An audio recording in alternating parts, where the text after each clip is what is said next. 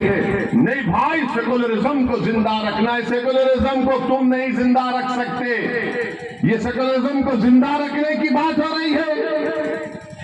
Secularism जिंदा उस वक्त रहेगा जब तमाम लोग अपने आप को महफूज समझेंगे, चाहे दलित हो, मुसलमान हो, आदिवासी हो। सेकुलरिज्म की बात ये लोग अपने बेटे को मुख्यमंत्री बनाना चाहते हैं। लालू, मेरा बेटा मुख्यमंत्री बन जाए तो बिहार का कल्याण हो जाए, मेरा बेटा मुख्यमंत्री की कुर्सी पर बैठ जाए तो सबका टन टनाटन फायदा हो जाएगा। मेरे भाई, ये कब तक खानदान और खानदान की राजनीति चलती रहेगी, ये आपको फैसला करना है। अख्तर अली ईमान का आपने हमेशा साथ किया। अख्तर अली ईमान ही ने बता दिया आपको कि कैसे चार तो भाग गए, बंदरों की तरह दीवार कूद कर भाग गए। मैं उन चारों को कह रहा हूं कि आओ, निकल कर आओ सीमांचल की सरजमीन पर और बोलो ओवैसी के बारे में तुम में दम है तो बताओ, बताओ आके तुम लोग। और हद तो ये हो गई, यहाँ के जो विधायक हैं, यहाँ के जिसको आप और हमने उनके लिए बड़ी मेहनत की, आपने क्या क्या किया अल्लाह ही जानते। वो क्या किए, तेजस्वी से दौलत लिए दुबई में होटल खोले, दुबई में होटल खोले। होटल का नाम क्या लिखा, हैदराबादी बिरयानी। चलो शुक्रिया आजाद, कम से कम तुमने हैदराबाद को याद तो किया अपना जमीर बेचकर। अब बताइए आप, ये कैसे लोग हैं। मगर हमारी तारीख गवाह है, करबला के मैदान में इमाम हुसैन को शहीद करने वाले गैर नहीं थे, मुसलमान थे। करबला के मैदान में इमाम हुसैन के साथ नमाज पढ़ते थे और नमाज के बाद आले रसूल पर तीर बरसाने वाले मुसलमान थे। टीपू सुल्तान को शहीद करने वाले गैर नहीं थे, मुसलमान थे। सिराजुद्दौला को नुकसान पहुंचाने वाले मुसलमान थे। तो हर दौर में यजीद, मीर जाफर और वीर सादिक रहेंगे, मगर हमको उनसे सबक हासिल करना है। मेरे भाई, अब की बार हम इन गद्दारों से दोबारा नहीं डसे जाएंगे इंशाअल्लाह ताला। मुझे यकीन है कि आप, ये नीतीश कुमार और तेजस्वी यादव ने अपने इख्तिदार के नशे में, गुरूर में और इख्तिदार की दौलत का गलत इस्तेमाल करके उन्हें सीमांचल की आवाज को खत्म करने की कोशिश की। मैं नीतीश कुमार, तेजस्वी यादव को, नरेंद्र मोदी को कहना चाहूंगा कि तुम जमीर फरोशों को खरीद सकते हो, तुम अपने इख्तिदार और दौलत की बुनियाद पर, मगर तुम सीमांचल की आवाज को कभी नहीं दबा पाओगे।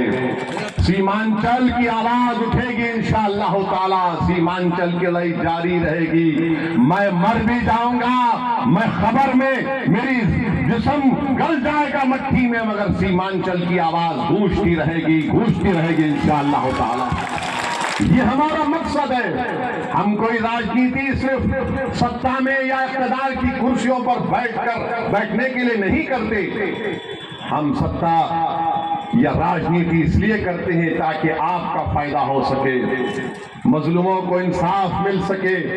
और आपकी आवाज ये सिर्फ किशनगंज की पार्लियामेंट की सीट, सिर्फ सीमांचल की आवाम की आवाज नहीं है, ये भारत के 100 करोड़ गरीब और मजलूम आवाम की एक आवाज भी है, जो बड़ी नजरों से देख रही है कि अब के बार किशनगंज से कौन जीत कर आएगा, जो बड़ी उम्मीद लगा कर बैठे हुए कि कौन हमारी मस्जिदों की हिफाजत की आवाज उठाएगा, कौन शरीयत मोहम्मदी सल्लल्लाहु अलैहि वसल्लम की हिफाजत की आवाज उठाएगा, कौन ना सिर्फ सीमांचल की लड़ाई लड़ेगा बल्कि जो मजलूम जेलों में सड़ रहे हैं उनकी रिहाई की बात करेगा, कौन इस अंधेरे का खात्मा करेगा जो हमको तबाह और बर्बाद करना चाहता है।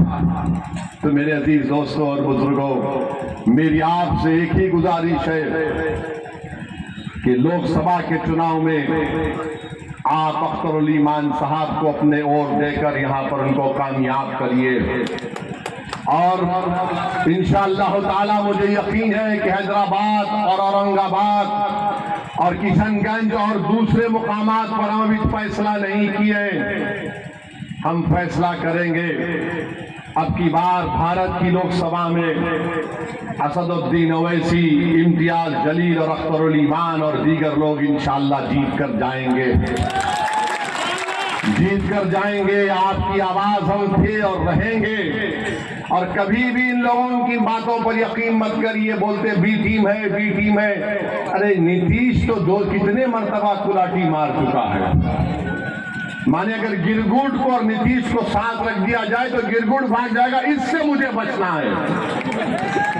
इतने रंग नीतीश बदल देते हैं, मगर जिम्मेदार तो यही गठबंधन के लोग हैं। यही लोग बार बार पुकार कर कह रहे थे गठबंधन ऐसा कर देगा। अच्छा, ये जो 4 जले गए, तुमने क्या किया सीमांचल के लिए बताओ? तुमने दुबई में बिरयानी की होटल खोली, क्या तुमने किसी गरीब के घर में चिराग जलाया? तुमने दुबई में जाकर होटल खोल ली, मगर तुमने सीमांचल के नौजवानों के ख्वाब को पूरा करने के लिए क्या किया? तुमने क्या कोटा दामन में अलीगढ़ मुस्लिम यूनिवर्सिटी का कैंपस शुरू किया? मुख्यमंत्री तुम्हारा, डिप्टी चीफ मिनिस्टर तुम्हारा, पूरी हुकूमत तुम्हारी, पुलिस तुम्हारी, नौकरशाही तुम्हारी। अरे तुम कमजोर हो, तुम्हारी कोई कीमत नहीं है। कीमत अख्तरुल ईमान की है, क्योंकि ये अख्तरुल ईमान के पास ईमान है। मेरे अजीज दोस्तों और बुजुर्गों, ये इन बातों को आप जरा संजीदगी से गौर करिए। और जो लोग मजलिस पर तनकीद करते हैं, मजलिस फिरका परस्त पार्टी है, नहीं है मजलिस।